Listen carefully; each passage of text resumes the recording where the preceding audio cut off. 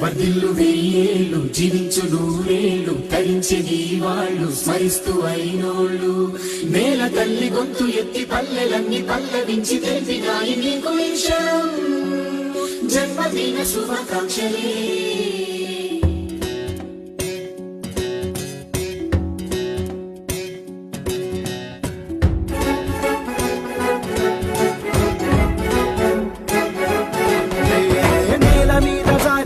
చంద్రుడా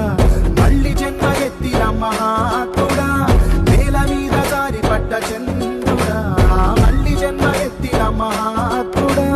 తెలంగాణ వాణిని విశ్వమంత దాటిన విధాత నీకు వందనం నీ జన్మ ఒక స్వాతంత్ర్యం నీ పలుకులే సందేశం